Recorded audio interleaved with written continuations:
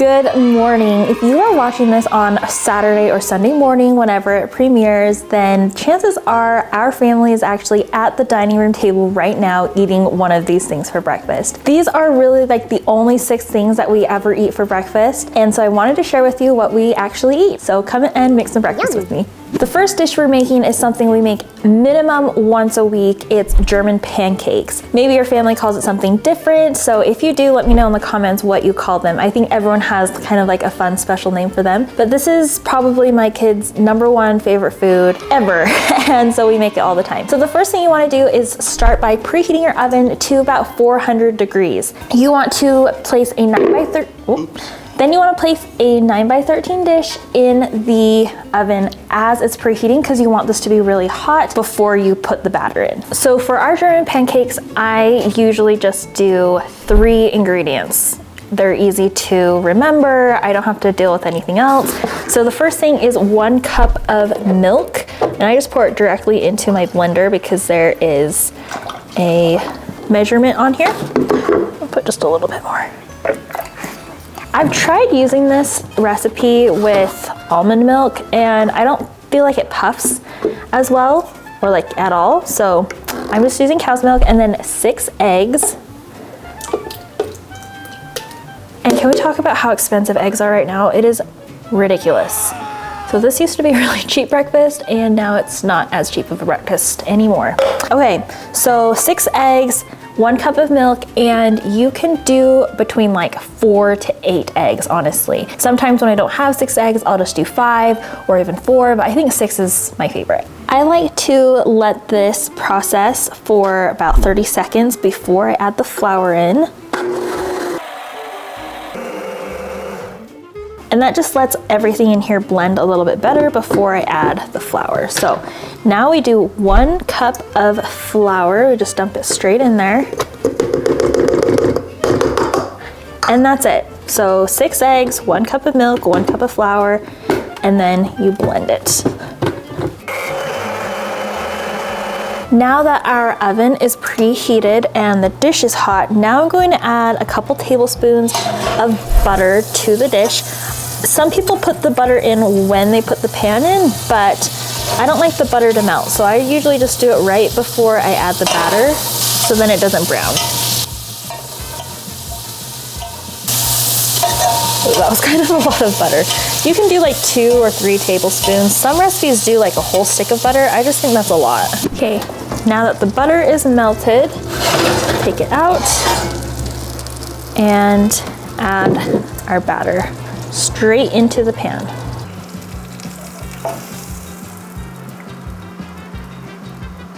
Now put it in, and this only takes about 20 minutes and it will get nice and puffy.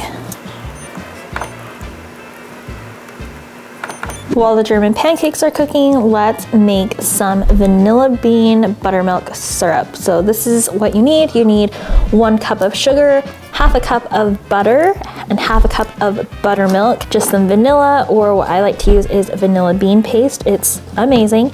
And then some baking soda to make it like syrupy. So the thing is, I almost never use actual buttermilk. I kind of got lucky and had this today, but if you don't have buttermilk, I never go out and buy it specifically for the syrup. Always use just milk with a little bit of vinegar. While we're waiting for the pancakes to cook, we are going to make the buttermilk syrup. So start with 1/2 cup of butter. While we're waiting for the butter to melt, we are going to measure out 1/2 cup of buttermilk. Make sure you shake this up. And if you don't have buttermilk, what you can do is just substitute 1/2 cup of milk with 1/2 tablespoon of white vinegar. That's what I always do, actually, because I rarely have actual buttermilk on hand.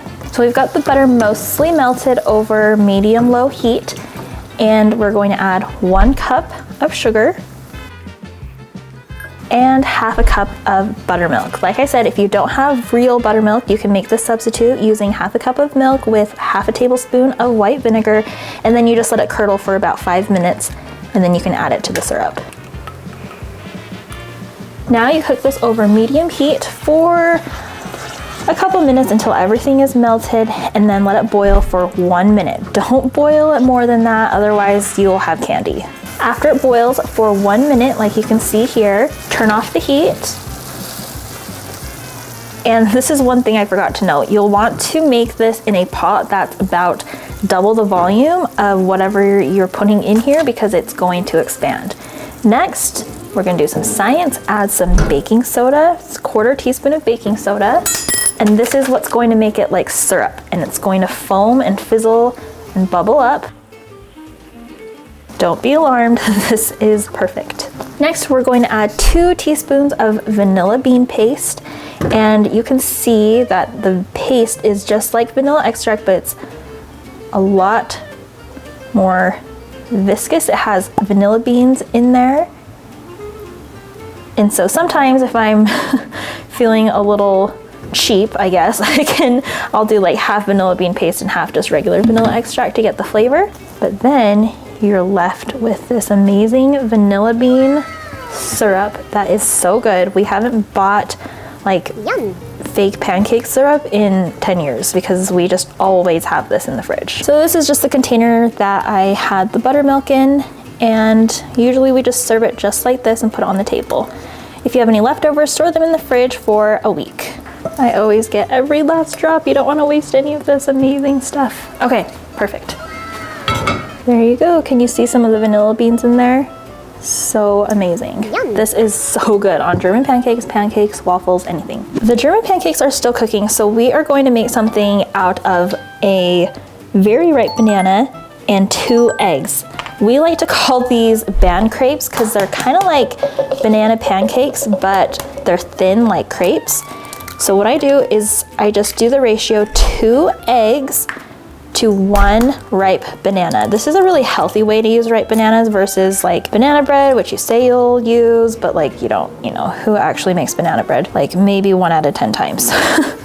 So you just peel a ripe banana and you add it to the 2 eggs. It sounds weird, but I promise it's okay. It's really good. You can do just this. Like you can do just bananas and eggs. It doesn't taste like, I don't know, a banana omelet.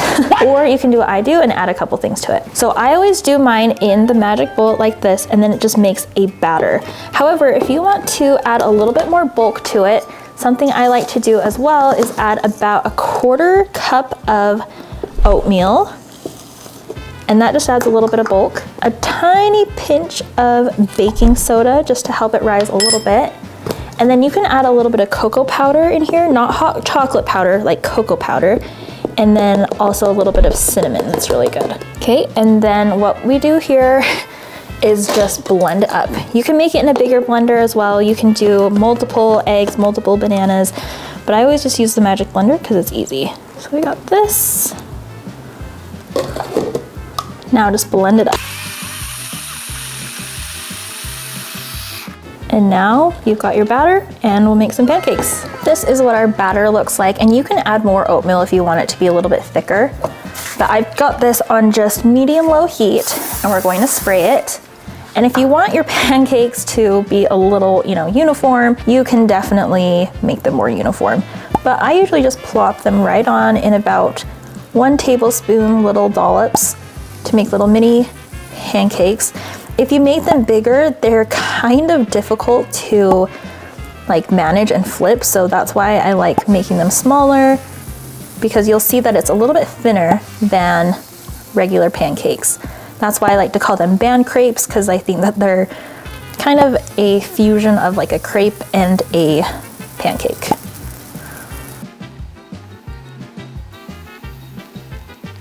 Another good thing about these is that they're gluten-free, added sugar-free, and I'd say these are pretty healthy. They have protein in them, so I like these I've been giving these to my kids since they were babies. So you want to do them on medium-low heat until they kind of start to bubble up, and then you can flip them like regular pancakes. Don't do the heat too high, otherwise they burn. They're starting to bubble up, so let's give them a flip.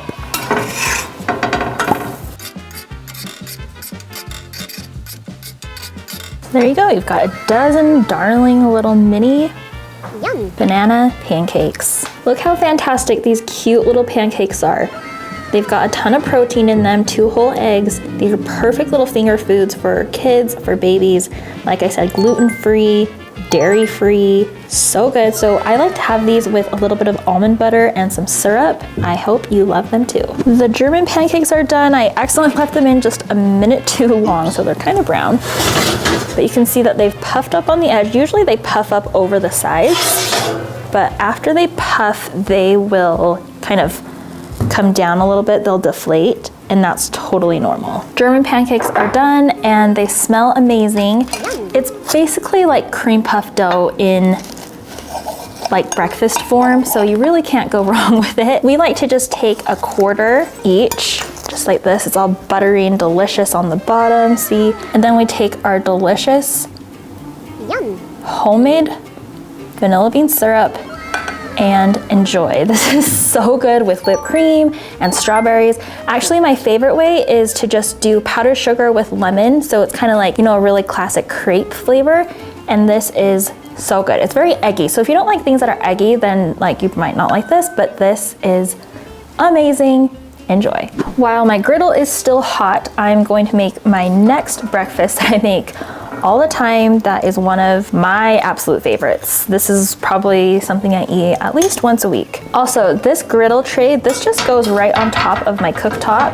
I bought it at Costco, but I will link a similar one. We use this all the time for sandwiches, for eggs, breakfast, pancakes, burgers, all the time. So I'm just taking a piece of sourdough bread and toasting it up. You can do this also in your toaster oven, air fryer, or toaster. To make avocado toast, you definitely need an avocado. Make sure that your avocado is not too hard because they don't get like all slidey all over the place. This one is perfect. So I washed it, and then what I'm going to do is just take it straight down the middle like this and run the knife all the way around, and then you just twist it. Ooh, this is a good avocado. Yum. Okay, now there's two options. Usually what I do is I just take this half. Usually I just take 1/2 for this recipe, and what I do is I score the avocado and I cube it inside of the, whatever this is called, the avocado skin. So I score it like this, and then what I do is I just take a fork and I start mashing it right in the avocado skin, because then it's just like a little bowl. And I need to turn off my notifications because everyone I know is getting laid off today. Everyone in tech is getting laid off. That is usually what I'll do, and then I'll spread it on my avocado toast or on my toast. However, if you want it to look pretty, here's another way you can do it. So pop out the seed. You can either just press the back, or what I like to do is I just take the knife and I kind of stick it right there on the edge and just very lightly just take it out. I don't know, I think that's easier than like whacking it and accidentally cutting your hand off. This is option 1. This is option 2, watch. So I take the avocado and I scoop it out, put it on a cutting board, and then just cut it into really thin slices. This is key to do it thin. It will be much prettier. If you don't care about the aesthetic, then obviously just mash it up like I do. Okay, perfect. Now what you can do is do a little slide action like this, and you've got some pretty avocado. Okay, now for our toast. Got this perfectly toasted. You can butter this if you like. So when I just do the smashed avocado, I'll just take it out like this and spread it out all over the toast. Yum. If you want it to look pretty, what you can do is take half this avocado like this. Oh, it's sliding everywhere. Oops. And arrange it all pretty on your bread like this. And like I said, if you don't care, just mash it on there. Oops. I usually do about half of an avocado for one piece of toast. So 2 options there. All right, so there's 2 options. This is my favorite, but the other option, you can just do a couple tomato slices on here, salt and pepper, crushed red pepper flakes, and that is amazing. However, my favorite avocado toast recipe is so good. It's on my website, but first you salt and pepper the avocado. Of course, only red mineral salt for this. You can use any seasoning you like as well, but this is my favorite. Okay, next we are going to do some cottage cheese. Don't knock it till you try it. This is kind of a copycat of a restaurant that we have here in Utah called Protein Foundry, and they charge an obscene amount of money for freaking toast. So I just like making it at home. Yum. So I just do 2 big scoops of cottage cheese, spread it all out. See, it's not as pretty when the avocado is covered, but this has healthy fats, it's got some carbs, protein, and what's really good with this, if you do like an egg on top, this is really good too. Okay, next we're doing some nuts and seeds. So this is just a salad mix. It's got sunflower seeds, craisins, and pumpkin seeds, but if you just find like sunflower nuts, that's great too. Or like pumpkin seeds, whatever you want. I like this mix because I use it for my salads and it has a little bit of sweetness from the craisins. So good, you need that crunch. Next, we'll do a little bit of crushed red pepper flakes for some heat. This is like crucial to me. If you don't like it spicy, you know, obviously leave it off, but it's not very spicy, it just adds really good flavor. So good. Okay, the last finishing touch is just some honey. So I just take some honey, just a little bit, and just drizzle it right over the top. Oh my. Oops, ooh, that was a lot. Okay, and this is the prettiest, most amazing $15 avocado toast that you made at home. Yum. I eat this for lunch, for breakfast, all the time. Another thing that we eat almost every single morning is just air fryer sausage links or patties or air fryer bacon with some eggs. Now, I don't know why after their whole lives, my kids suddenly recently decided that they no longer like eggs. So I try and get some other sources of protein in there for them in the morning, but they do like the sausages or the bacon, so I almost always make that. To make the sausage or the bacon, you just cook them in the air fryer at 400 degrees for between about 7 and 9 minutes, depending on how well you like your bacon and or sausage to be cooked. You can also do air fryer eggs as well, but since my kids don't like eggs anymore, they don't eat them as often, but you can find that recipe on my website right here. I show you how to make air fryer eggs in all the different ways, and it's really fun. So that's really what we like to eat most of the time on weekday mornings because I need to make sure that my kids get their protein in before they go to school. The next one is blueberry oatmeal, and I usually make this in my Instant Pot, but I also make it on the stovetop when I'm just not feeling in the mood for that. So I've just got 2 cups of water here and 1 cup of oatmeal. This is old-fashioned oatmeal, and we're just going to let that cook. I usually just add a dash of salt as well, and I add all of my flavorings and seasonings and stuff like that after it's cooked. We'll put this on medium heat until the oatmeal absorbs the water. I changed out the battery on my light up here, so it's a lot brighter now, but this has only cooked for a couple of minutes, and I like it to be really thick like this before I add anything else to it. So this has only been cooking, like I said, about probably 3 to 5 minutes, and now it's ready for the sugar. I like to let this cook before I add anything to it. So we're going to just put this on medium-low heat. And then I like to use Swerve or a sugar substitute. So I like to use this monk fruit sweetener as well. I like to use a lower carb or sugar alternative for my kids whenever I can, because I don't like filling them up with a ton of simple sugar, simple carbs right before school. So like German pancakes is not a weekday thing, but we make it almost every single Saturday or Sunday. Now I'll let the sweetener dissolve. Turn off the heat. Add just a touch of vanilla. Make sure you shake up your vanilla bottle before you add anything. And then my kids love a ton of cinnamon, so I do a bunch of cinnamon. And then to here, I'll usually add a little bit of milk, cream, half and half, almond milk, something to just kind of thin it out and add a little creaminess. Today I'm adding just a little bit of half and half, and mix that in. Now I know I told you this was blueberry oatmeal and you're wondering why didn't you cook the blueberries in with everything else?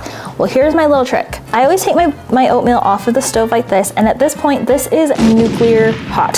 My kids are not going to eat this. So what I do is I take frozen berries. You can do mixed berries, but we love blueberries.